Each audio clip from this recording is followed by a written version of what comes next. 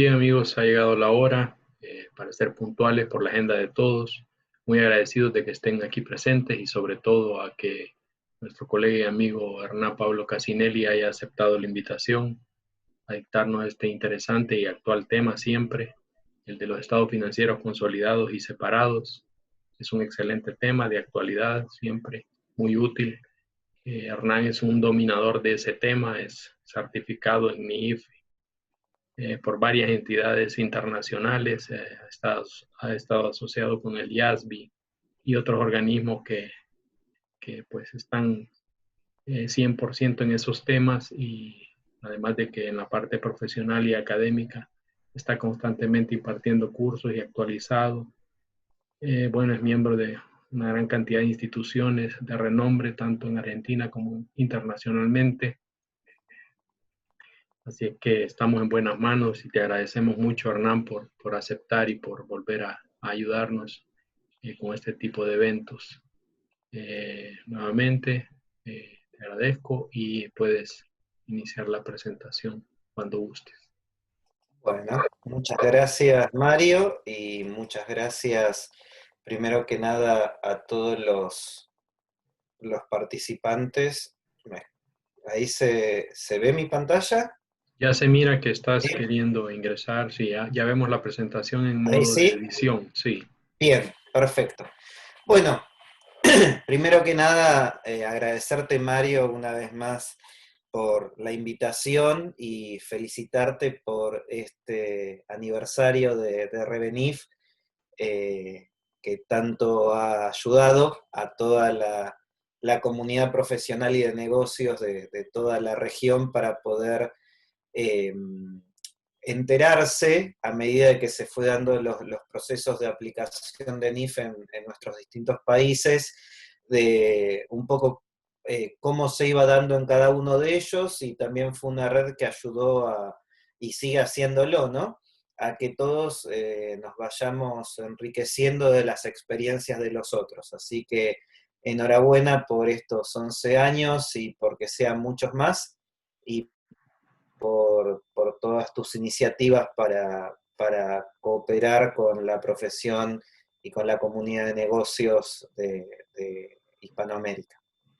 Muchas gracias. La idea, no, por favor, la idea de la reunión de hoy, de esta, yo sigo llamándole reunión, debería decirle video reunión o reunión telemática, es presentar el último libro que publiqué, que tiene por título Estados financieros consolidados y separados. Es un libro que tiene un antecedente. En el año 2014 yo había publicado un libro que se llama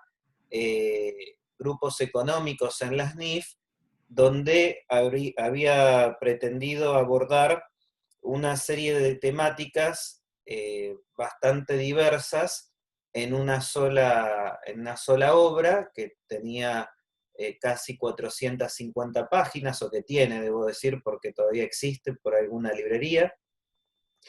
Y a medida que empezó a transcurrir el tiempo y que la obra empezó a ser utilizada por colegas de distintos países, donde me tocaba a lo mejor visitar y me decían, yo leí su libro. Y entonces yo primero siempre les recomendaban que buscaran algún otro tipo de literatura más interesante que lo que yo escribo, pero siendo que el hecho estaba consumado,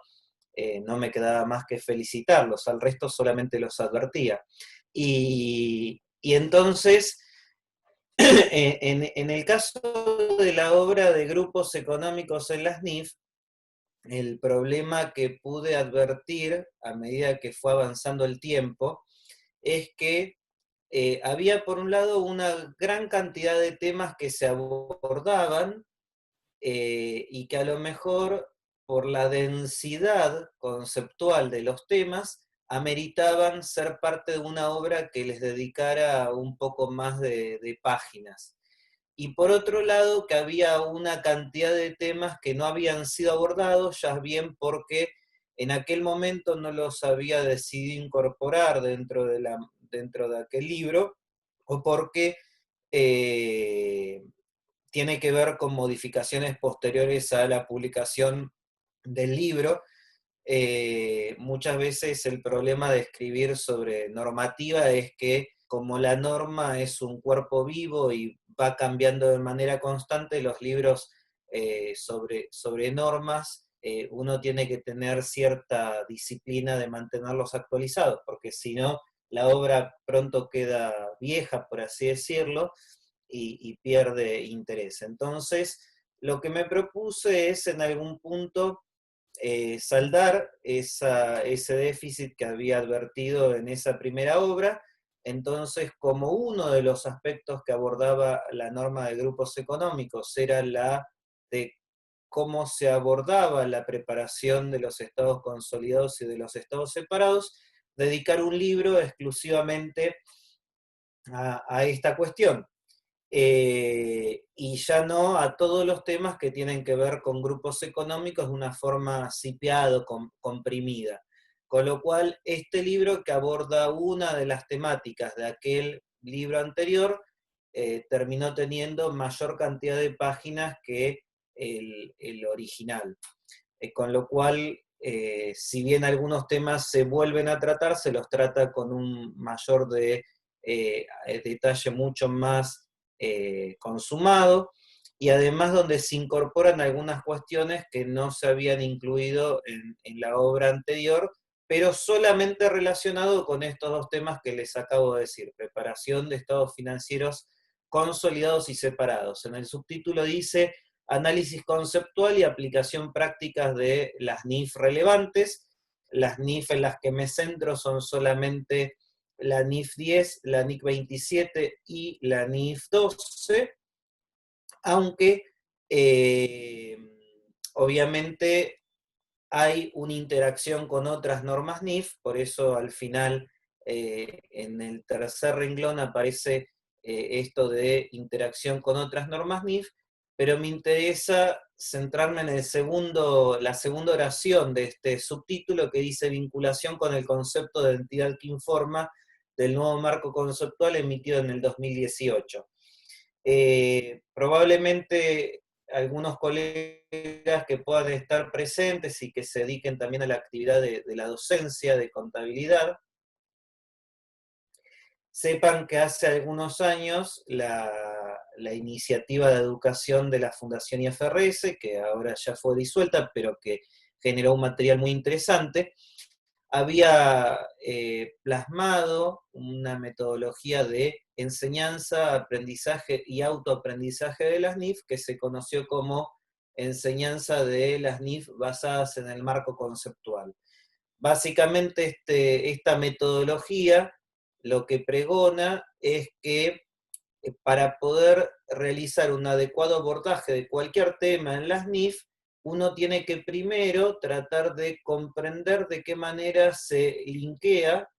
el problema concreto de las NIF que quiere abordar con algún concepto que está en el marco conceptual de la información financiera, y a su vez ese concepto cómo se conecta con el objetivo que se le asigna a la información financiera de propósito general. Entonces también en este libro lo que hago es estrenar una metodología de redacción donde incorporo esta forma de analizar las NIF, donde primero trato de conectar lo que se va a tratar a lo largo del resto de la obra con aquellos conceptos relevantes del marco conceptual, cómo esos conceptos contribuyen a la consecución del objetivo de la información financiera de propósito general, y de esa manera logramos este back to the basics que siempre es tan necesario para poder analizar las cosas en un encuadre correcto, ¿sí? Entonces, este libro para mí, en su preparación, implicó diferentes desafíos. El primer desafío es poder llevar a forma de literatura técnica una metodología que ya vengo utilizando hace varios años en el aula, ahora en el aula virtual, pero antes en el aula física, que era la metodología de enseñanza basada en el marco conceptual, o sea, utilicé esa forma para poder acercar en el escrito estos temas al lector, y por otro lado, el desafío de tener que analizar de una forma mucho más detallada algunas cuestiones, y en particular, luego me voy a detener en el último de los capítulos de la obra, que es el capítulo 12, donde incorporé un tema que a mí en lo personal me ocasiona, eh, digamos, mucha, mucha querencia, porque es un tema que en su día me tocó analizarlo y que también tuvo algún tipo de influencia en la modificación de la NIC 27 que ocurrió en el año 2014 y que entró en vigencia a partir del año 2016, y que también en algún punto influyó en la redacción del capítulo del marco conceptual que luego yo utilizo como pivote o como punto de referencia para el primer capítulo, donde para introducir al lector a los temas que voy a abordar, me concentro en el marco conceptual. El libro está desarrollado a lo largo de 12 capítulos,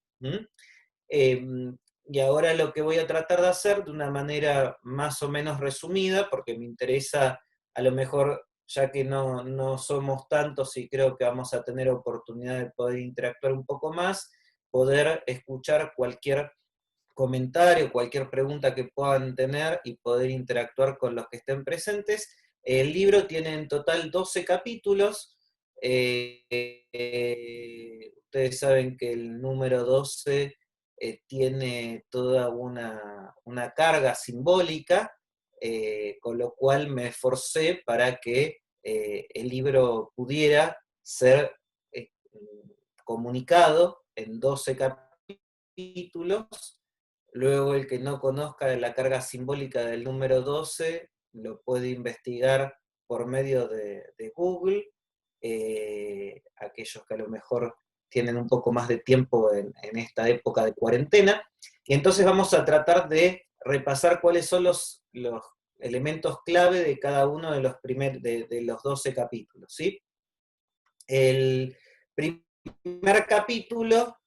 tiene como título el concepto de entidad que informa, y yo ahí le pongo una especie de subtítulo que se llama "O el hallazgo del eslabón perdido", porque en la obra anterior yo justamente hacía una referencia a que dentro de el marco conceptual nos estaba faltando un elemento conceptual fundamental, que era definir qué es una entidad. Si uno revisa las NIF, la entidad siempre es el sujeto que cumple la instrucción que la NIF da, ¿sí? Si uno lee, cuando uno redacta una norma que se espera que alguien la cumpla, es necesario identificar quién es ese alguien que debería cumplir esa norma. Entonces, si ustedes leen cualquier NIF, supongamos la NIC 16 de propiedades, planta y equipo, va a decir: una entidad reconocerá un elemento de propiedades, planta y equipo cuando. No se utiliza un tiempo impersonal que dice se reconocerán los elementos de propiedades, plantas y equipos cuando, sino que se utiliza un sujeto concreto, el que tiene que cumplir esa instrucción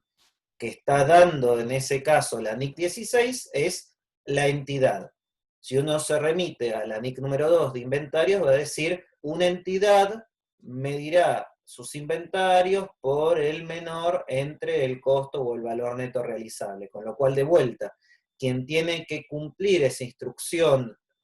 que da, en este caso, la NIC número 2, es nuevamente la entidad.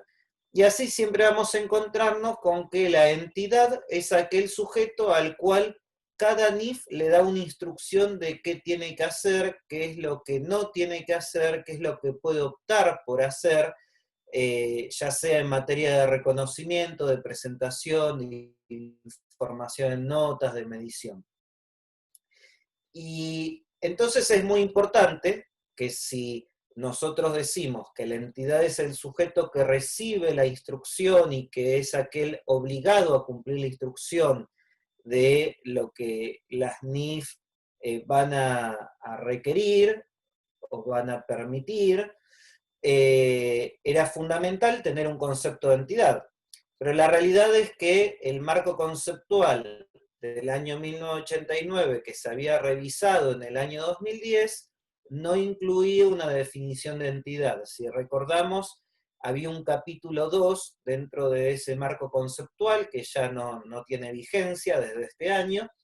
y que estaba en blanco, estaba vacío y solamente tenía un título que decía entidad que informa, y estaba todo en blanco, que es como cuando uno entra a una página web y tiene un mínimo diseño, pero dice que la página está en construcción, ¿no? Algo similar.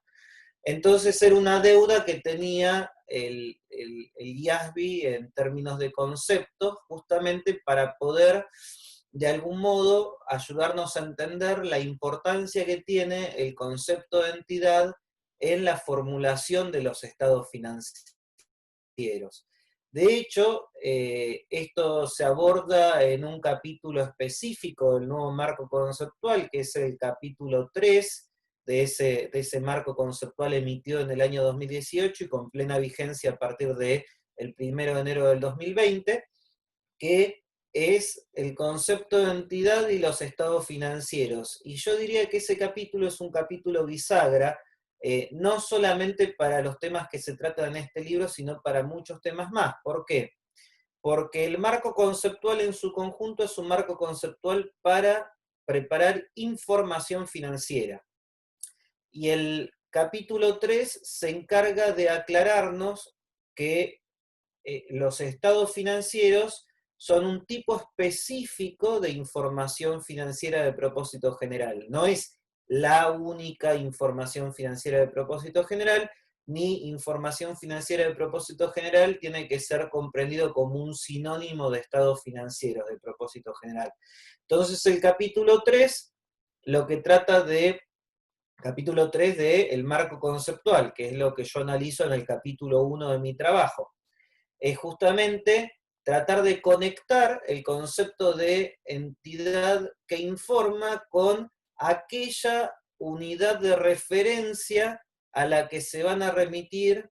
los contenidos de cualquier informe que sea un juego de estados financieros, aclarando que los estados financieros son un tipo concreto de informe financiero de propósito general y que no son el único.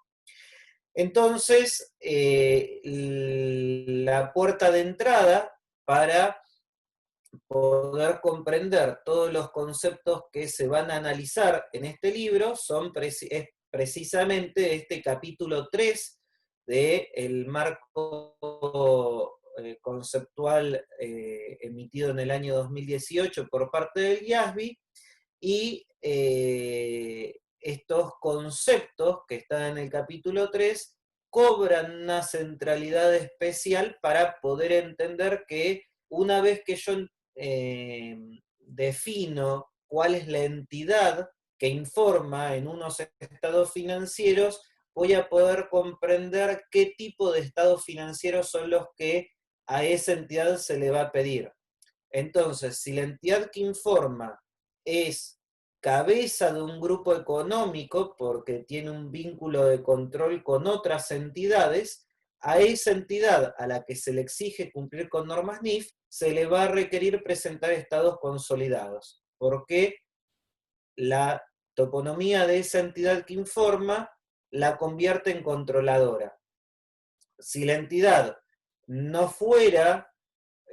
una entidad que fuera controladora, no tendría que presentar estados financieros consolidados, pero por ahí aparece otra figura más de qué ocurre cuando hay dos o más entidades individuales que se incluyen dentro de un informe financiero denominado estados financieros del propósito general, pero que esas dos entidades tienen algún tipo de vínculo, pero que no es necesariamente el vínculo del tipo controlador subsidiaria. Por ejemplo, podría ser el vínculo de dos compañías que tienen como punto de conexión el hecho de que tienen un control común, pero no informan a la controladora. Y ahí aparece la figura del estado financiero combinado, para la cual no tenemos una norma en el texto de las NIF, que son para entidades con obligación pública de rendir cuentas, aunque sí hay algún tipo de aproximación a este problema en la sección 9 de la NIF para las pymes. Con lo cual, en este primer capítulo se analiza esto con un poco de detalle y se trata de jugar con varios ejemplos de cómo a determinado tipo de entidad le corresponde tal tipo de estados financieros en el contexto de las normas NIF. En el capítulo 2, lo que se hace es presentar, ya nos salimos del marco conceptual, porque ya pudimos conectar al marco conceptual con una norma específica que es la NIF número 10, que es la que se presenta a sí misma como la norma que aborda el problema de la preparación de estados financieros consolidados. Y entonces, la NIF número 10 se presenta como una norma que plantea el siguiente mantra: si controlo, consolido. Es decir, el control es el principio de la consolidación. Para que haya consolidación, la entidad sujeta a aplicar normas NIF tiene que ser una entidad que controle a otra u otras entidades, y la presencia de ese tipo de vínculo entre la entidad obligada a cumplir las NIF y otras entidades, independientemente de qué marco de preparación resulta aplicable para esas otras entidades, obliga a la entidad que informa a tener que consolidar. Por eso este mantra de si controlo, consolido. Ahora bien, esto es lo que en el contexto de un marco de normas basadas en principios se conocería como el principio general, ¿sí? Si controlo, consolido es el principio general de la NIF 10. Pero luego ese mantra o ese principio principal en algunos casos presenta algunas excepciones de tipo voluntario, como puede ser el caso de una controladora intermedia, o también puede presentar algunos desvíos obligatorios, como por ejemplo cuando la entidad que informa es una entidad de inversión, o cuando la entidad que informa tiene participaciones sobre las que ejercen el control y esas participaciones cumplen la definición de plan de pensión dentro de lo que define la NIC 19. Entonces, en cualquiera de esos dos casos ya no es una opción de la entidad no presentar estados financieros consolidados, sino que es una obligación de una entidad que informa, o no consolidar a una participada a la cual se controle, pero que cumple la definición de entidad o de plan de pensión. Eso ya es una obligación. Entonces se analiza un poco el principio general y el mantra, aunque no se analiza el principio de control, sino que se analiza este vínculo entre la existencia de ese elemento al que vamos a llamar control y la necesidad de que esa entidad que ejerce control prepare información consolidada. ¿Por qué no nos detenemos a analizar el principio de control en este capítulo 2? Bueno, básicamente porque eso lo hacemos en el capítulo 3. El capítulo 3 se lo dedicamos de forma exclusiva. Capítulo 3 y capítulo 4 son dos capítulos que están destinados de forma exclusiva a evaluar el principio de control. Con lo cual se analizan cuáles son los elementos que definen al control, básicamente el poder sobre una participada, la existencia de derechos o obligaciones en relación, digamos, básicamente una exposición de la del inversor por el vínculo con la participada, que hace que el propio resultado del inversor se vea afectado, el comportamiento de su resultado se vea afectado. Y el tercer elemento, que es el hecho de si la entidad utiliza ese control para que esos efectos que tiene el vínculo sobre su propio resultado la favorezcan a ella, o si lo está utilizando para un tercero, lo que uno suele llamar evaluar si existe relación de agencia. Entonces, una vez analizado cada uno de estos tres elementos, que tienen que existir los tres para que haya control,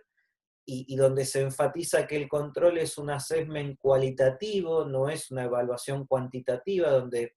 a lo mejor uno viene pensando esta idea de más del 50% de los derechos de voto consolido, porque más del 50% de los derechos de voto es determinativo de que hay control. Bueno, vamos a eludir alguno de esos mitos. Vamos a ver, por ejemplo, que en realidad en el contexto de la NIF 10,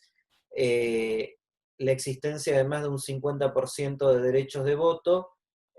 podría ser, aunque no necesariamente es, podría ser indicativo de presunción de poder, pero no de control.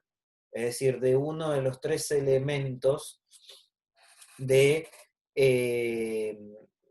que definen al control. Por lo tanto, se analiza cada uno de los elementos, cómo se lo aplica en la práctica, cómo en la práctica uno documenta todo este proceso de evaluación a la luz de lo que requieren las normas, y además se hacen o se proponen algunos ejemplos para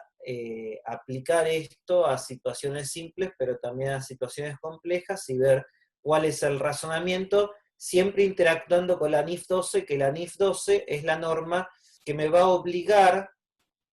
como entidad a que yo deje una pista en las notas a los estados financieros de cuál ha sido el razonamiento de los administradores de la entidad al aplicar estos criterios. Entonces, como esto involucra una serie de juicios por parte de los administradores, que en algunos casos podrían ser juicios simples, pero en otros casos podrían ser juicios complejos, sea cual fuere el tipo de juicios que los administradores hagan, sabemos que la entidad va a tener que dejar un rastro en las notas a los estados financieros para comprender cómo razonó la administración al aplicar los criterios de la NIF número 10. Entonces todo eso está analizado en el capítulo 3. Y en el capítulo 4 ya, digamos, se lo puede entender como una continuidad del capítulo 3, porque el capítulo 4 se detiene a cómo aplicar la definición de control a un tipo de entidad específico, que es las entidades estructuradas, ¿sí? Dentro de la NIF 10 se hace una referencia a que las entidades, ya sean entidades estructuradas o aquellas que no sean entidades estructuradas, tienen que aplicar la misma prueba de control, pero en la práctica hay determinados elementos de los que son demostrativos de la existencia del control que son más eficientes para evaluar el vínculo entre la entidad que informa y una entidad estructurada que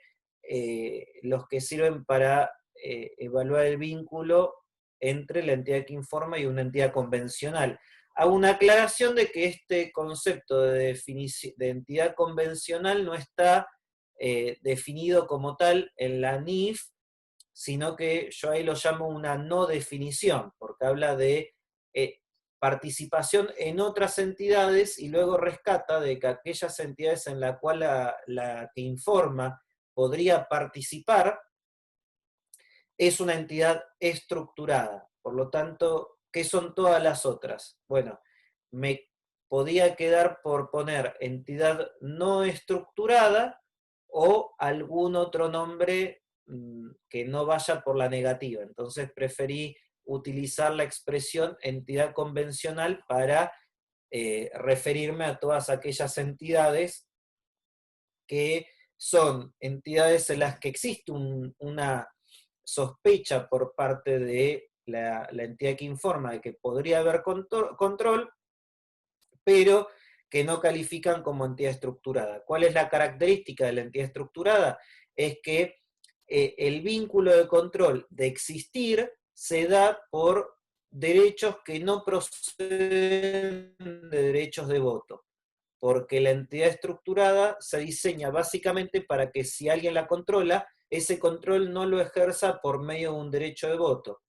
El ejemplo típico de entidad estructurada que podríamos poner es el caso de un fideicomiso financiero en relación con aquel que se beneficia como instrumento de financiación de la existencia de ese vehículo separado. Entonces se analiza primero cómo identificar la existencia de una entidad estructurada y además se analiza cómo hay que evaluar si una entidad controla a una entidad estructurada o no, y se presentan algunas orientaciones sobre lo que hay que informar en notas, porque acá hay una cosa que es importante, ¿no? El libro no está estructurado necesariamente por normas, sino que se va intercalando, se va haciendo un mix de lo que requiere una norma dado el tema que se está abordando. Entonces, por ejemplo, la definición de entidad estructurada no está en la NIF 10, está en la NIF 12, entonces tenemos que empezar analizando definiciones de la NIF 12, y además la NIF 12 plantea que cuando una entidad hace una evaluación de si controla o no controla una entidad estructurada, básicamente puede llegar, como en todos los casos, a dos conclusiones. Conclusión 1, sí, controlo. Conclusión 2, no controlo.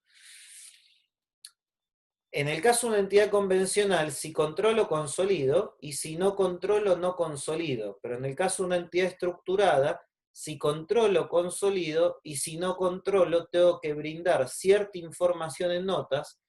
sobre aquellas entidades estructuradas acerca de las cuales terminé concluyendo que no las controlo. Con lo cual, la diferencia fundamental entre una entidad convencional y una entidad estructurada es que la entidad convencional, si la controlo, la consolido; si no la controlo, no la consolido. En cambio, en el caso de una entidad estructurada es si la controlo, la consolido, y si no la controlo, informo en notas acerca de su existencia. Eso no quiere decir de que además, cuando la controle, no tenga que generar una nota diferenciada entre el control y la consolidación de aquellas entidades que son estructuradas de aquellas que no lo son, ¿sí? Eso es otra cuestión más, porque las entidades estructuradas suelen presentar unos riesgos específicos que son también abordados en este capítulo 4. Luego, el capítulo 5 es simplemente una especie de preludio o anticipación de lo que espero que sea el siguiente libro de esta saga, que todavía no lo tengo terminado, que es de qué forma interactúa la NIF 3 de combinaciones de negocios con la NIF 10 de estados financieros consolidados, porque uno muchas veces puede caer en la tentación de pensar de que si ahora tengo la obligación de preparar estados consolidados, es porque en algún momento previo tuve la obligación de contabilizar una combinación de negocios. Bueno, la realidad es que no siempre es así, y lo que trato de hacer es explicar muy resumidamente en qué casos es que para poder preparar estados financieros consolidados, primeramente en algún momento de la historia del vínculo debía aplicar la NIF número 3, y cuál es el impacto que posteriormente puede tener el hecho de haber aplicado la NIF 3 en cada fecha en la que tenga que preparar los estados financieros consolidados. Pero a diferencia de la obra anterior, acá solamente me limito a analizar la interacción entre la NIF 3 y la NIF 10 y no desarrollo todos los requerimientos de la NIF 3. Eso pretendo hacerlo en otro libro, como lo digo en las palabras del autor de este propio trabajo. Luego ya en el capítulo 6 empiezo a hablar de lo que hace a la preparación, ¿sí?, de los estados financieros consolidados. Entonces abordo temas que son lugares comunes de cualquiera que ya está familiarizado con este tema de consolidación, el tema de evaluar cuál es la fecha de cierre de la entidad que emite los estados consolidados y cada una de las entidades del grupo económico, el tema de revisar que sigan políticas contables uniformes y que si no lo siguen se armonicen esas políticas contables cuando se llega al reporte de consolidación, el tema de las eliminaciones, cuando se dan eliminaciones recíprocas, cuando se dan eliminaciones que no son recíprocas y que afecta a la medición de un rubro del activo. Pero básicamente el elemento central, para poder ser un poco convencional en el abordaje de estos temas, es retomar lo que ya abordamos en el capítulo 1 y rescatar esta idea de visión del grupo económico, que es decir, cuando una entidad elabora los estados financieros consolidados, no está sumando los estados financieros de cada uno de las entidades que lo conforman, sino que adopta una visión diferente que muchas veces le obliga a reprocesar la información, con lo cual la mera sumatoria no da lugar a unos estados financieros consolidados. Este principio, que acá lo abordo de una forma muy genérica, luego lo voy a ir desarrollando en los capítulos que siguen con algunas cuestiones que discrecionalmente consideré que ameritaban ser consideradas en capítulos individuales, ¿sí? Entonces, para poder plantear una idea, ¿no? Supongamos que la entidad controladora es una entidad que recibe servicios de una subsidiaria. La subsidiaria aplica NIF en sus estados financieros y en el 2018 debió aplicar por primera vez la NIF 15. La NIF 15 obligó a la subsidiaria a cambiar el patrón de reconocimientos de ingresos, pero a nivel de la que controla no hay ninguna norma que le obligara a modificar la manera en la que venía reconociendo el gasto por la recepción de esos servicios. Entonces, ¿qué ocurre? Antes podía ser que existiera una simetría entre el reconocimiento del ingreso por parte de la subsidiaria y el reconocimiento del gasto por parte de la controladora. Ahora, como cada una tiene que atender a la contabilidad de sus propios estados financieros, la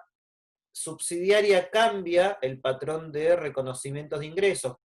para aplicar NIF 15, la controladora no cambia el patrón de reconocimiento de gastos por un tema de uniformidad, y entonces,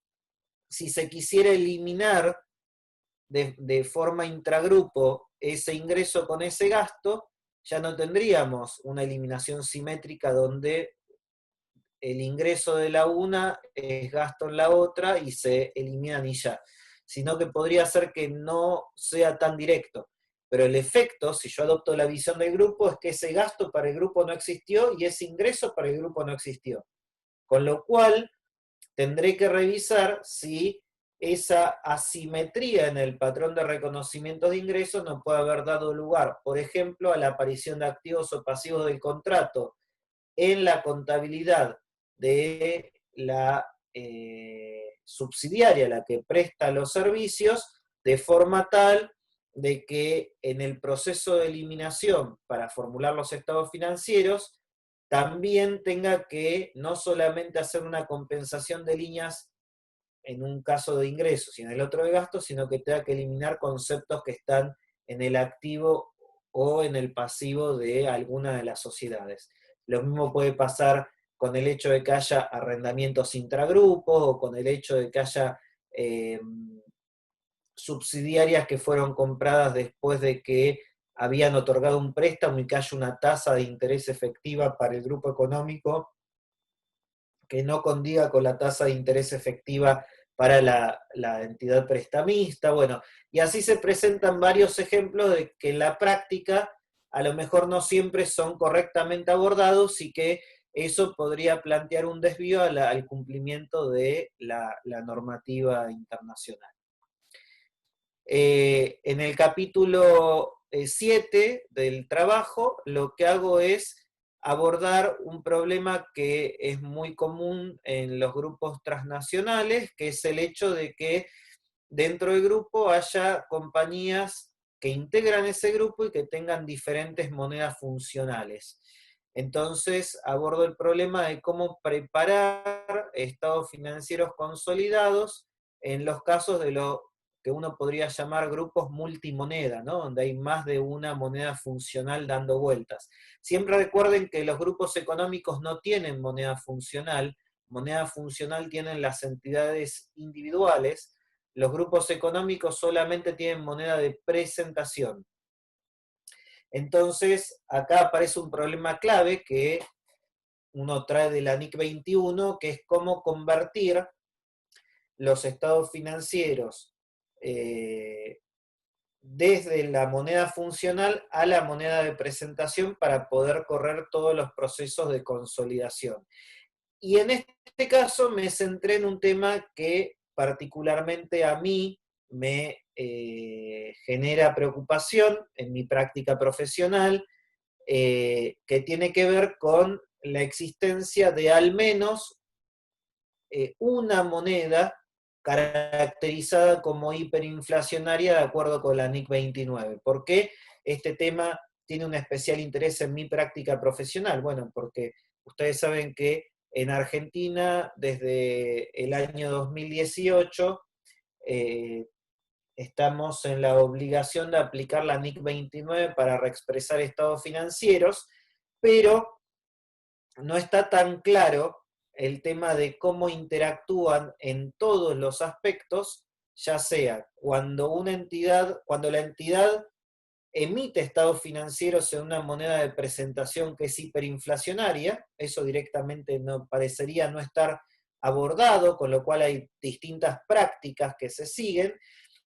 Y el otro problema es cuando un grupo que tiene una moneda de presentación estable, es decir, no sujeta a altos niveles de inflación, tiene que consolidar alguna operación que tiene como moneda funcional a una moneda hiperinflacionaria y primero tiene que ajustar de acuerdo con la NIC 29 y luego tiene que convertir.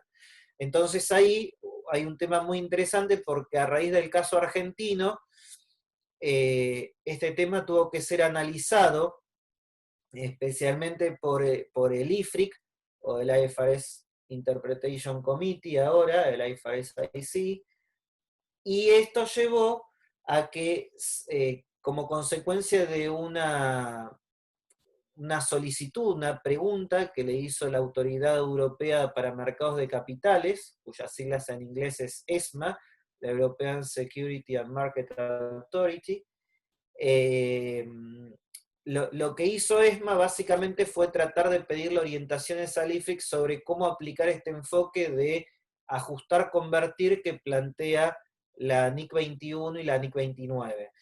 Sobre todo con los problemas que genera la aparición de que los saldos al cierre de un año no son iguales a los saldos iniciales del otro, porque uno tiene una inercia inflacionaria que lleva a que las cifras comparativas también se reexpresen, y eso genera ciertos trastornos. Bueno, esto llevó a que desde Argentina tuviéramos que trabajar muy cerca con el IFRIC y también con algunos miembros del board del IASBI. Entonces un poco lo que hago es recoger toda esta experiencia que pude obtener por haber participado directamente en estas discusiones y comentar cuáles fueron las decisiones de agenda que el IFRIC tuvo, que tanto preocupaba a compañías que tenían que consolidar a empresas argentinas en estados financieros de grupos económicos que se presentaban en una moneda estable, sea el euro, sea el dólar, pero esto también afecta a compañías de otros países de Sudamérica, supongamos una compañía que pudiendo estar en México, en Brasil, en Perú o en Chile, tiene inversiones en Argentina y tiene que consolidar esas inversiones, y la moneda de presentación de ese grupo es la moneda de cada país, supongamos el peso mexicano, el sol peruano, el peso chileno, el real. Entonces eso tiene toda problema técnico en sí mismo. Luego, el capítulo 8, básicamente lo resumo en una frase, ¿no? Que es que la sumatoria de la correcta aplicación de la NIC 12 a la contabilidad de cada entidad que integra el grupo económico no da como resultado una correcta aplicación de la NIC 12 en la preparación de los estados financieros consolidados. ¿Por qué? Porque hay varios factores que inciden. Primero, cuando uno hace eliminaciones intragrupo, eso puede dar lugar a la aparición de impuestos diferidos, porque esas eliminaciones intragrupo, para el fisco, sobre todo cuando uno tributa a nivel de que cada sociedad es un contribuyente y no es que el grupo tributa, no existen, con lo cual esas eliminaciones tienen que tener también una evaluación de los impuestos diferidos a los que da lugar. Pero también, aunque no hubiera eliminaciones que generaran este problema, hay otros problemas adicionales. Por ejemplo, cuando nosotros queremos entender la incidencia del impuesto a la renta sobre la rentabilidad de una entidad, tratamos de comparar la tasa efectiva de imposición a la renta con la tasa nominal. Y si una entidad opera en más de un país y por lo tanto está sujeta a más de una tasa de impuesto a la renta y a distintas legislaciones, ¿cómo hace para explicar por medio de la nota que exige la NIC 12 el hecho de que frente a una determinada tasa nominal, que no es una tasa nominal, sino que hay varias tasas nominales en el grupo, la tasa de imposición efectiva para el grupo económico sea de tanto o de cuánto? Entonces lo que hago es básicamente abordar en un capítulo cómo se enfrenta este problema de la tributación multijurisdiccional a la hora de aplicar la NIC 12 y ver las consecuencias prácticas que tiene esto para desterrar esta idea de que yo la NIC 12 la aplico en cada sociedad independiente, en cada entidad independiente, y luego simplemente sumo todos los gastos por impuesto a la renta de los distintos estados de resultados, sumo todos los saldos de impuestos a pagar, sumo todos los activos y pasivos por impuestos diferidos. Entonces, que no es así, que uno tiene que de vuelta hacer zoom, adoptar la visión del grupo y aplicar la NIC 12 de forma apropiada para asegurarnos que uno está realmente reflejando, no como ocurriría en una entidad individual, de qué forma incide una legislación fiscal sobre la rentabilidad de una entidad, sino cómo incide una multiplicidad de legislaciones fiscales sobre la rentabilidad de un grupo económico que actúa en más de una jurisdicción sujeta a distintas reglas fiscales, y el valor que tiene eso para el inversionista, desde luego. En el capítulo 9, lo que hago es brindar algunas precisiones sobre la contabilización de las participaciones no controladoras en los estados financieros consolidados. Abordo el problema de participaciones no controladoras complejas y cuestiones complejas relacionadas con participaciones no controladoras. Por ejemplo, hay participaciones no controladoras que o legalmente vienen dadas por la aparición de instrumentos de patrimonio en tenencia de accionistas que no forman parte de la sociedad que controla, pero que cuando uno aplica Zoom y asume la visión del grupo, esas participaciones no controladoras para el grupo económico en realidad no son una partida dentro del patrimonio del grupo económico, sino que son un pasivo para el grupo económico. Esto se da mucho cuando se aplican los párrafos 16A mayúscula, 16 E mayúscula de la NIC 32 en los estados financieros consolidados, con lo cual no hay una simetría entre la caracterización del instrumento en cada entidad y la caracterización de ese instrumento para el grupo económico. Luego también hago referencias a las notas que requiere la NIF 12 en relación con las participaciones no controladoras y también los efectos que las participaciones no controladas tienen sobre la rentabilidad del grupo, y cómo se contabilizan los cambios en participaciones no controladoras que no dan lugar a pérdida de control, ¿no? Por ejemplo, un grupo económico que participa en un 80% de una sociedad a la que controla y compra un 10% adicional, y por lo tanto la participación no controladora se debe reducir, pero el problema es que la NIF 10 da unas orientaciones muy amplias sobre cómo contabilizar eso, entonces trato de dar algún tipo de orientación más precisa sobre lo que en la práctica se suele hacer en estos casos, que no está tan definido, pero siempre sin abordar cómo se dan de baja las participaciones no controladoras al momento de perder el control sobre una subsidiaria. ¿Por qué? Porque en realidad el problema de la pérdida de control lo abordo en el capítulo que sigue. Le dedico un capítulo entero al problema de cómo contabilizar la pérdida de control, entendiendo que la pérdida de control desde la perspectiva del grupo económico es dar de baja una unidad de cuenta que es la subsidiaria en su conjunto, y por lo tanto perder el control no es dejar de consolidar, sino que perder el control es tener que aplicar reglas de baja en cuenta. Y todo eso da lugar también a una serie de dispositivos que se ponen en marcha a raíz de la baja en cuenta. Por ejemplo, si yo doy de baja en cuenta a un activo financiero a valor razonables con cambios en resultados de el 412A de la NIF 9, porque lo tenía mi subsidiaria y así estaba clasificado dentro de los estados financieros consolidados, en ese momento cualquier saldo que hubiera acumulado en otro resultado integral dentro del patrimonio neto,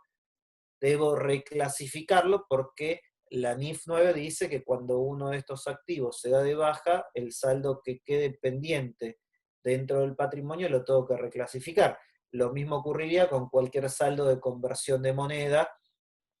relacionado con una operación que califique como negocio en el exterior, de acuerdo con la NIC 21, que ya lo vimos en el capítulo anterior. Entonces, hago todo un análisis con varios ejemplos numéricos y ejemplos de la vida práctica, de cómo se contabiliza una pérdida de control, entendiéndolo como un evento de baja en cuenta, y qué es lo que hay que informar en notas respecto de esta pérdida de control. Y después ya el capítulo 11 y el 12 se destinan a los estados financieros separados, porque el título del libro es Estados financieros consolidados y separados. Entonces acá vuelvo a insistir en algo en lo que ya habré insistido en el capítulo 1, que es esta cuestión de que estado financiero separado no es equivalente a estado financiero individual. Planteo cuáles son las particularidades que tiene la NIC 27, que plantea la NIC 27 para preparar estados financieros separados. Acá también analizo algunas decisiones de agenda del IFRIC que me parecieron interesantes, como por ejemplo algunas cuestiones que no están previstas respecto a la aparición de controladoras de nuevas compañías a las cuales se les ceden acciones en procesos de reestructuraciones de grupos económicos. Entonces analizo ese tipo de situaciones y qué efectos tienen los estados financieros separados de la entidad controladora. Y además evalúo la información que hay que revelar en los estados financieros separados a la luz del estatus de esos estados financieros separados. Porque lo más común es que los estados financieros separados sean un informe que se presenta como complemento no obligado, porque ninguna NIF me obliga a presentar información separada,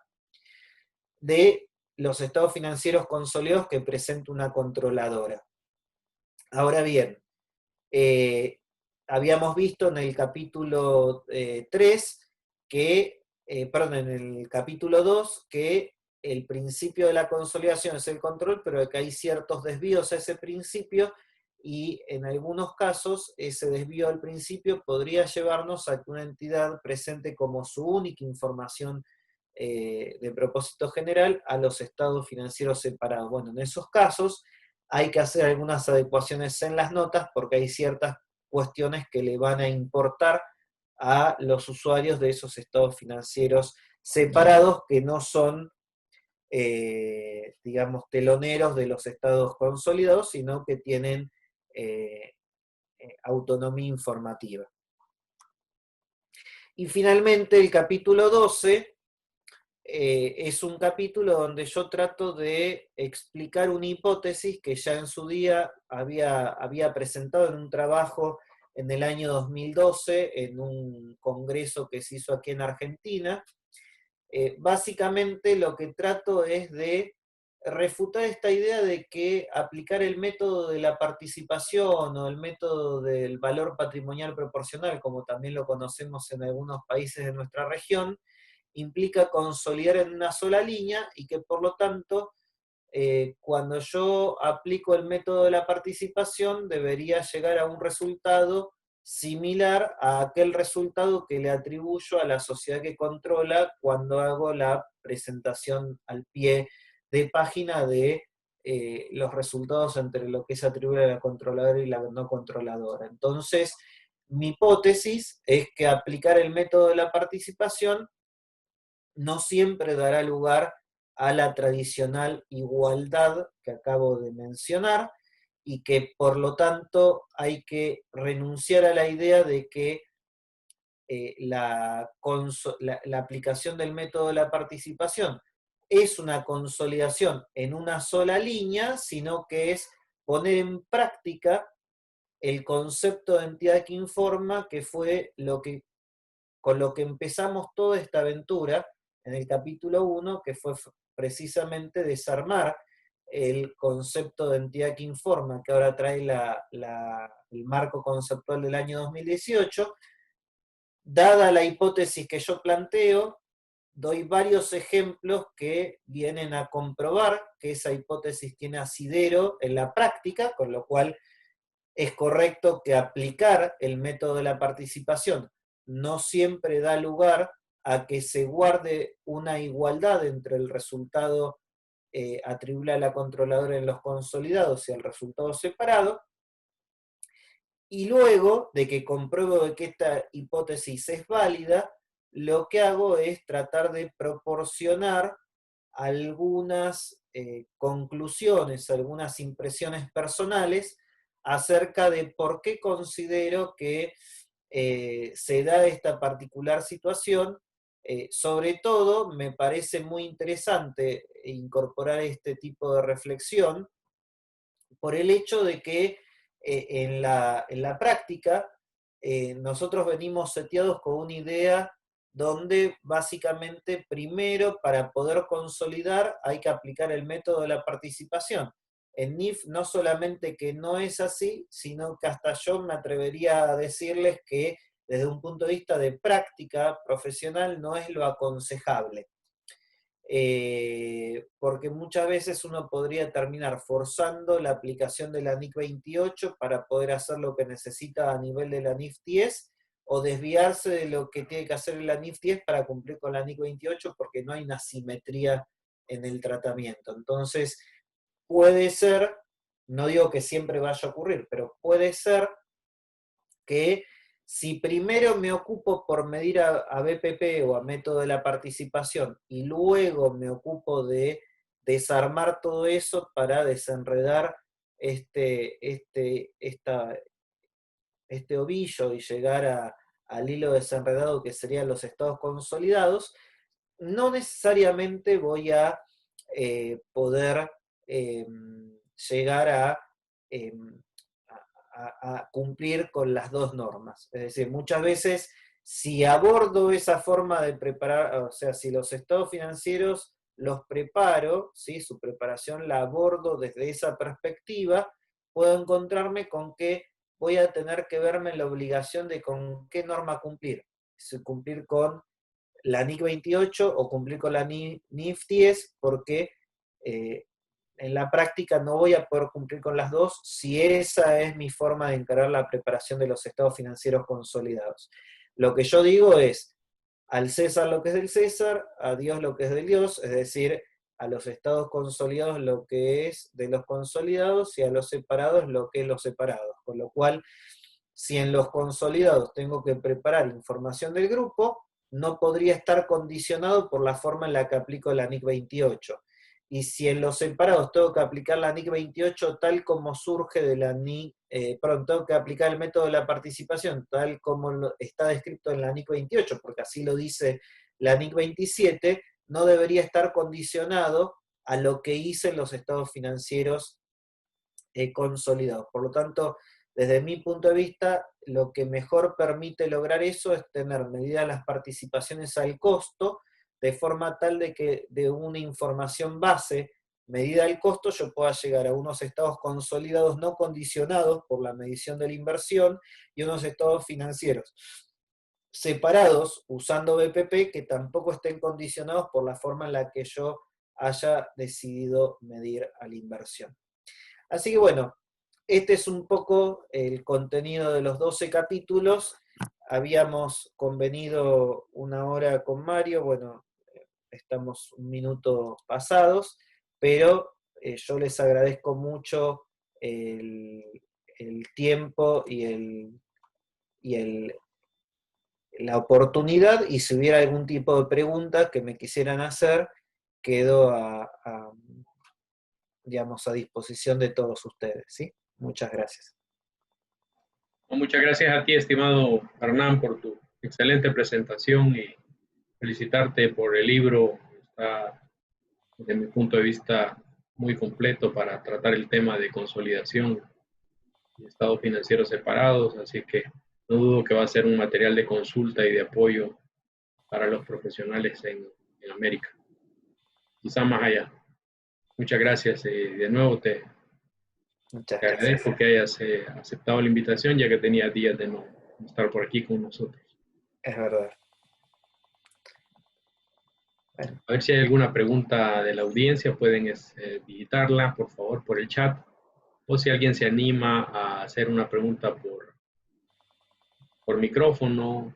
de los amigos conocidos. Ahí está Alexis Colmenares, bienvenido Alexis, y todos bienvenidos, por supuesto, es imposible estarlos citando a todos, pero todos bienvenidos. También en Facebook Live están viendo la presentación. Si alguien te quiere formular una pregunta, tal vez si dieras un ejemplo concreto, me gustaría, mientras se animan a escribir los amigos, sobre las diferencias en esta hipótesis que tú planteas, en estas diferencias que pueden darse. Claro, sí, sí, desde luego. A ver, pensémoslo del siguiente modo. Esto es un caso bastante simple, ¿no? Supongamos que una sociedad controla a otra, un caso muy simple, ¿no? A controla a B y tenemos que preparar los estados financieros consolidados de A y B, ¿no? Entonces, sucede que A es la sociedad que centraliza toda la función financiera del grupo, es decir, es la que interactúa con los bancos, es la que sale a buscar préstamos al mercado para poder luego transferir dinero a las compañías del grupo económico. Y B recibe fondos de la casa matriz, en este caso de A, para poder financiar una obra que califica como activo apto de acuerdo con la NIC 23. Entonces, ¿qué ocurre? Cuando yo preparo los estados financieros de B, yo reviso y digo, ¿B tomó préstamos para financiarse de su propia visión? La respuesta sería no, no tomó ningún préstamo. B lo que recibe es un aporte de capital de su casa matriz. Con lo cual B no activa nada desde la perspectiva del cumplimiento de la NIC 23. Y por lo tanto tiene un determinado valor de su obra en curso, que cuando se convierte en un activo sujeto a depreciación va a tener un determinado gasto por depreciación. Cuando subo a los estados financieros consolidados, me encuentro con que el grupo económico en su conjunto tomó unos préstamos para financiar ese activo. Entonces, ¿qué ocurre? Como yo estoy en la visión del grupo económico, la pregunta es, dado que tengo un activo o un grupo de activos aptos, de acuerdo con la NIC 23, que están financiados con unos préstamos que generan intereses, ¿qué debería hacer? Bueno, la NIC 23 me dice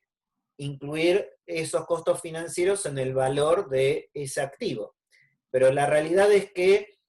cuando A preparó sus estados financieros separados, reconoció costos por intereses que no activó en ningún lado, porque esos costos por intereses, A no tiene la obra que se está construyendo, y cuando B preparó sus estados financieros separados, no activó ningunos intereses porque no tiene préstamos. Es decir, los préstamos el grupo los tiene en una sociedad y las obras las tiene en otra sociedad. ¿Sí? Entonces, ¿qué ocurre? Cuando A prepara los estados financieros consolidados, si primero tuviera que aplicar el BPP, lo que haría sería tomar los estados financieros de B y aplicarle a los estados financieros de B su participación en los resultados, y resulta que los resultados de B reflejan unos importes que no son los que se reflejarían desde la perspectiva del grupo. Cuando yo subo a los estados financieros consolidados, si lo que quiero es lograr que el resultado del grupo económico sea equivalente, supongamos que la participación es del 100%, la única forma de lograrlo sería no capitalizando en el costo de ese activo apto los costos de préstamos que el grupo, como unidad económica, tomó para financiar esos préstamos. Con lo cual, si yo quiero cumplirle los estados separados a la NIC 28, no le cumplo a la aplicación de la NIC 23 en los estados consolidados. Entonces parecería como que entro en una falsa dicotomía, cuando en realidad la norma no me dice en ningún lado que yo tendría, y eso ¿por qué tiene que ver? Porque tenemos un prejuicio que la norma no lo dice en ningún lado, que es que el resultado de un juego de estados financieros tiene que dar igual que el resultado equivalente en otro juego de estados financieros. Y no es así. La norma no se plantea eso como un objetivo de cumplimiento de la normatividad. Entonces lo que yo tendría que hacer es aplicar la NIC 28 sobre la base que corresponde cuando genero los estados financieros separados de A, que considera B sin capitalizaciones, pero que cuando subo a los estados consolidados, ese activo que en la contabilidad de B tiene un valor menor, tengo un valor más alto por la porción de los costos financieros que A reconoció en P&G, pero que para el grupo económico son parte del costo del activo y por lo tanto aumentan también el gasto por depreciación cuando ese activo se comienza a depreciar, y que además genera unos efectos sobre el impuesto diferido, porque la compañía B se va a deducir solo como gasto depreciable en términos tributarios lo que tiene en su propia contabilidad. Y la compañía A se va a deducir como gastos los costos financieros que tiene en su propia contabilidad. Pero el grupo económico no va a tener esos gastos financieros porque van a estar dentro del costo del activo, y el gasto por depreciación para el grupo económico va a ser más grande que el que se consideró para propósitos tributarios, con lo cual también hay que resignificar todo el efecto de la tributación. Entonces, en un caso muy simple, que suele ocurrir en los grupos, donde la casa matriz es la que sale a buscar fondos al mercado y luego los distribuye entre las sociedades operativas, ya tenemos solamente un ejemplo de un caso en el cual se podría dar esto. Y esto se da en muchos más casos. En el libro yo planteo no menos de 5 o 6 ejemplos numéricos donde termino mostrando cómo esto no se da. Y recuerdo que cuando se desarrolló la modificación a la NIC 27, este tema surgió, e incluso yo lo menciono en el libro, que este tema fue mencionado por comentaristas del IASBI a ese proyecto de norma, que el proyecto tal como estaba planteado no iba a permitir lograr esa igualdad, y que el IASBI decidió no atender a ese comentario, habida cuenta de que lo que le preocupaba al IASBI en esa modificación era reintroducir el método de la participación y no lograr ninguna igualdad, que no era un propósito del proyecto. Y el IASBI propone varios ejemplos que yo había incluido en mi trabajo del año 2012, y que además, como luego participé como comentarista del proyecto, que vio la luz como norma en el año 2014, también los incorpora en esa modificación que hoy en día está plenamente vigente. Bueno, muchas gracias. Menos mal que me explicaste con el tema más sencillo. Acá Alexis pregunta algo, dice, ¿cómo afecta el COVID-19 al mantenimiento de capital financiero, al mantenimiento de capital físico u operativo a los grupos de empresa en la consolidación de sus estados financieros en cuanto al principio de entidad en marcha?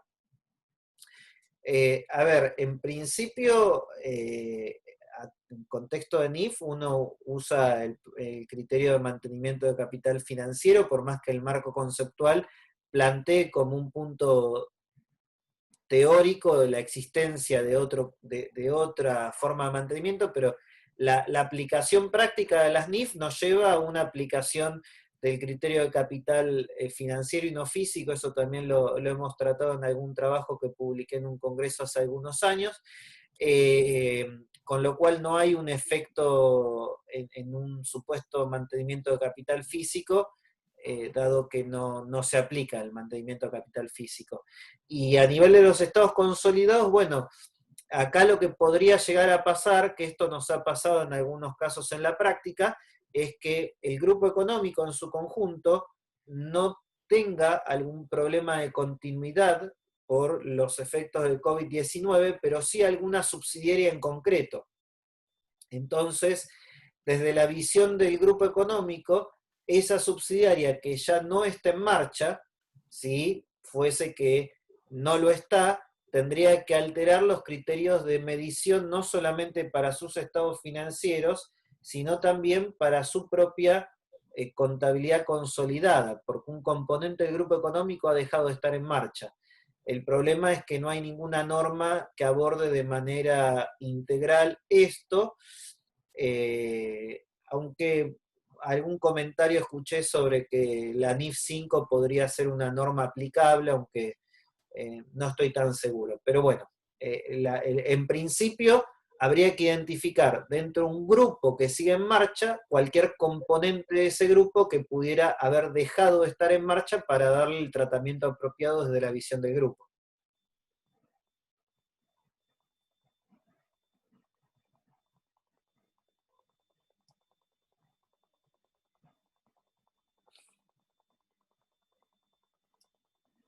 No por nada, Alexis. Pues no sé si hay alguna pregunta adicional. Parece que no hay, estimado Hernán. Parece que no hay de momento. Ah, ¿qué es mantra? Me preguntan acá. Mantra, a ver, yo utilicé la palabra mantra, no sé si vieron los yogis en la India cuando repiten om, om, om, y eso los hace entrar en un estado de trance. Entonces mantra es algo que uno repite muchas veces, incluso hay quienes dicen que el rezo del rosario, para los que somos católicos, es una suerte de mantra católico, porque uno repite muchas veces las mismas oraciones. Entonces yo le llamo mantra a esto que hago repetir, ¿no? Si controlo consolido, si controlo consolido, si controlo consolido, si controlo consolido, al final del día termina siendo un mantra, ¿no? Porque lo repetí tantas veces que entré en un estado de trance y termino consustanciándome con ese requerimiento.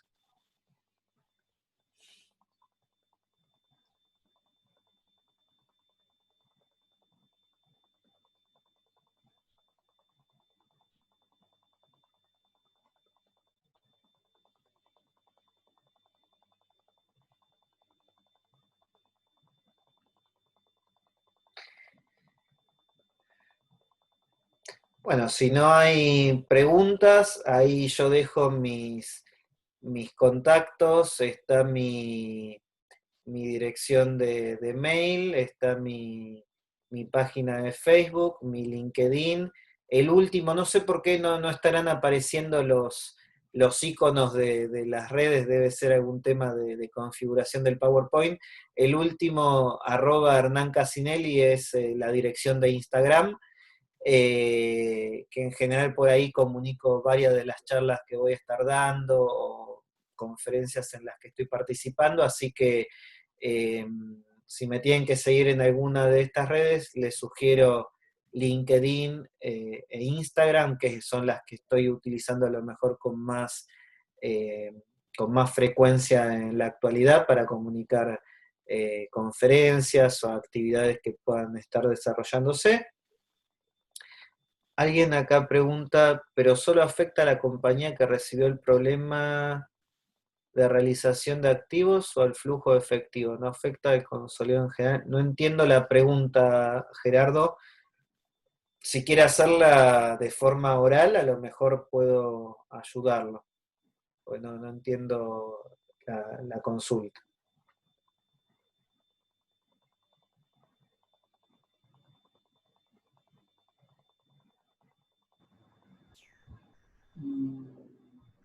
Cuando una de las compañías del consolidado tiene problemas con el efectivo, con el flujo de efectivo o con la realización de sus activos a causa de un problema como el COVID-19,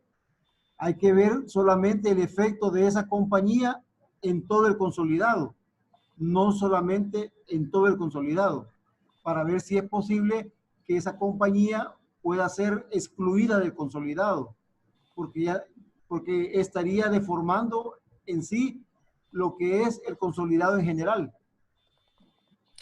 A ver, en principio no hay ningún tipo de elemento en las NIF que permita llegar a la conclusión de que porque una compañía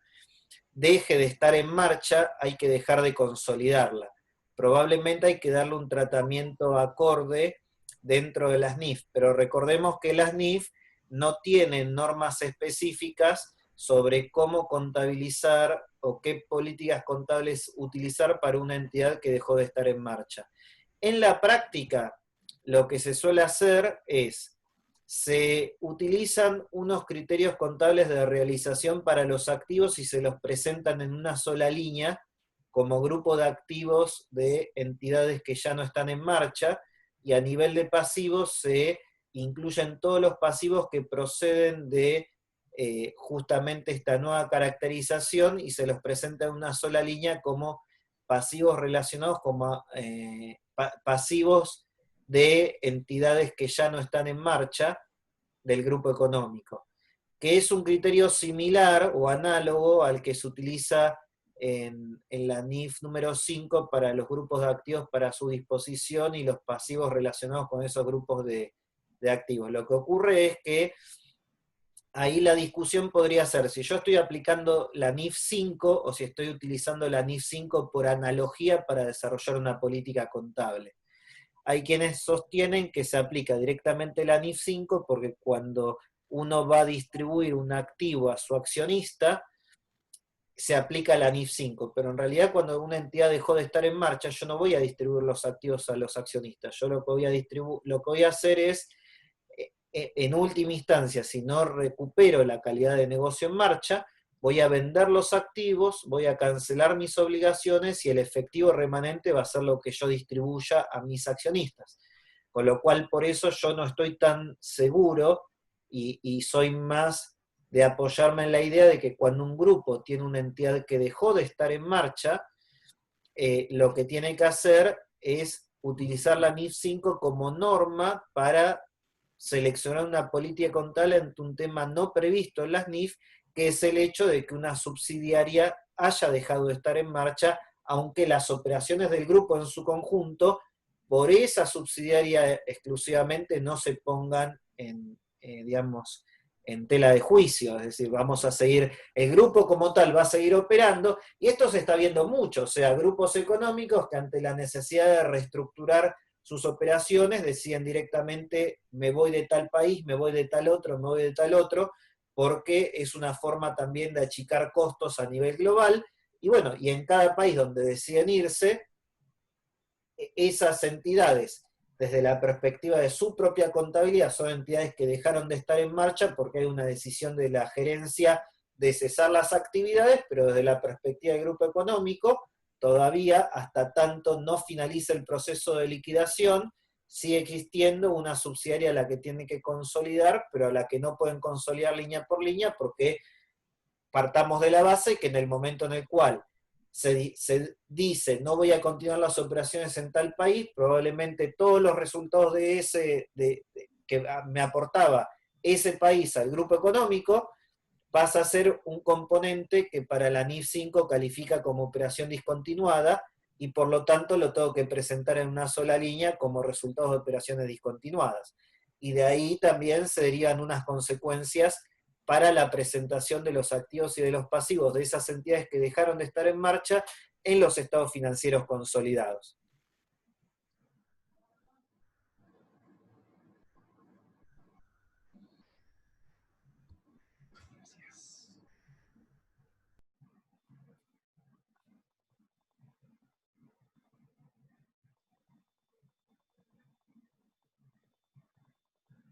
Hay una pregunta de Yuli. Bueno, más bien es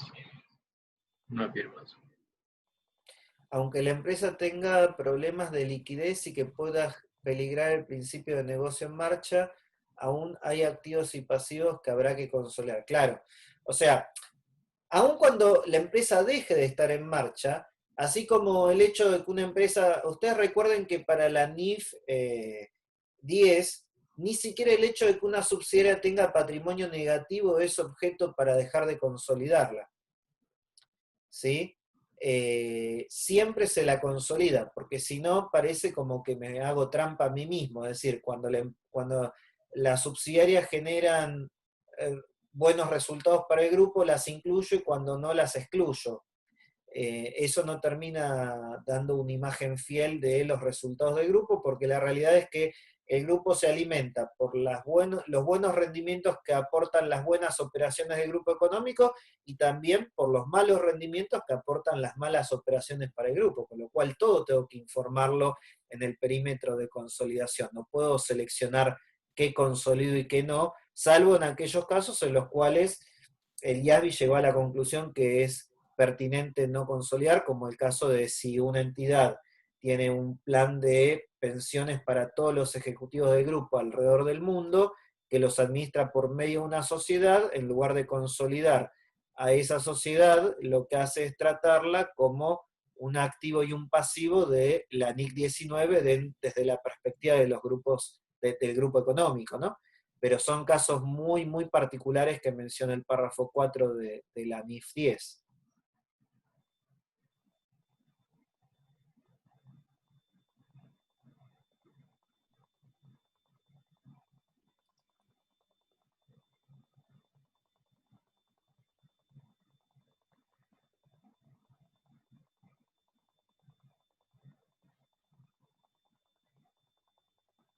Bueno, no sé si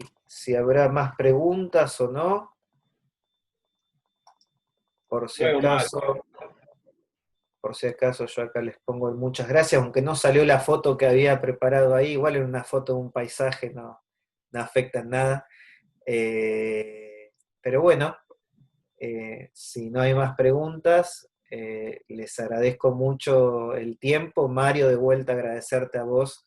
la convocatoria y todos estos esfuerzos que seguís haciendo para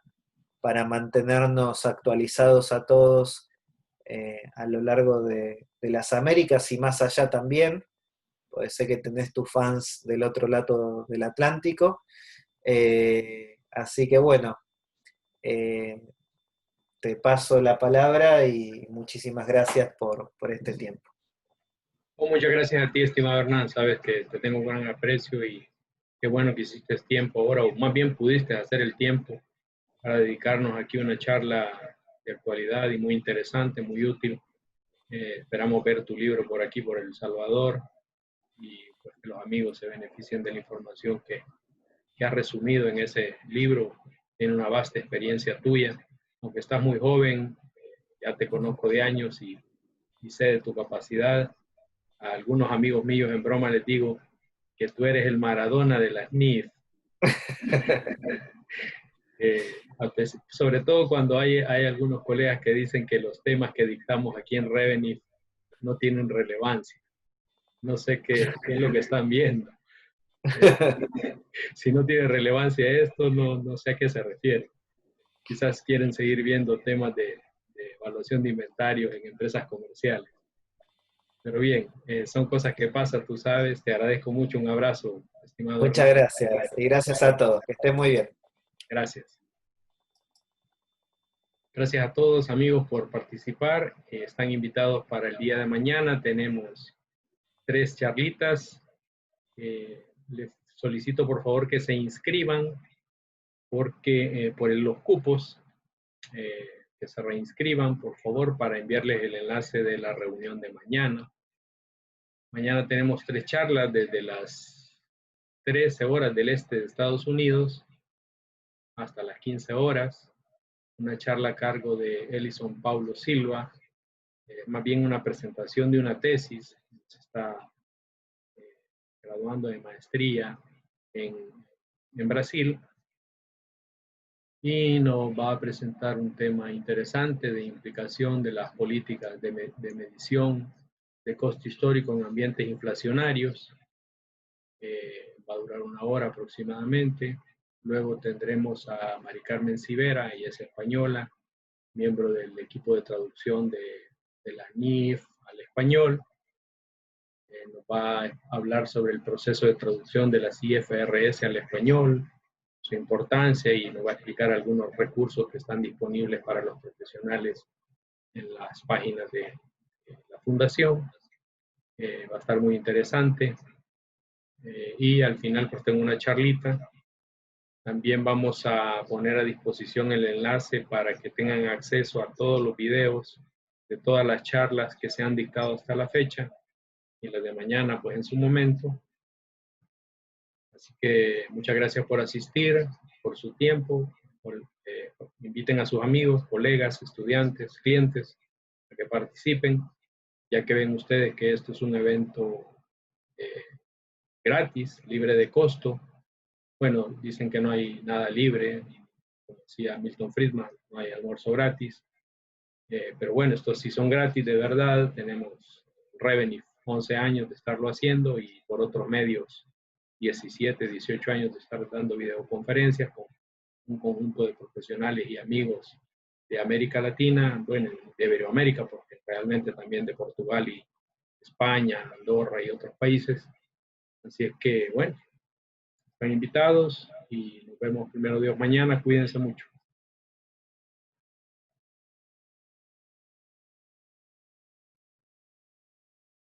Alexis, si tienes tiempo, al final me gustaría platicar contigo, si sos tan amable.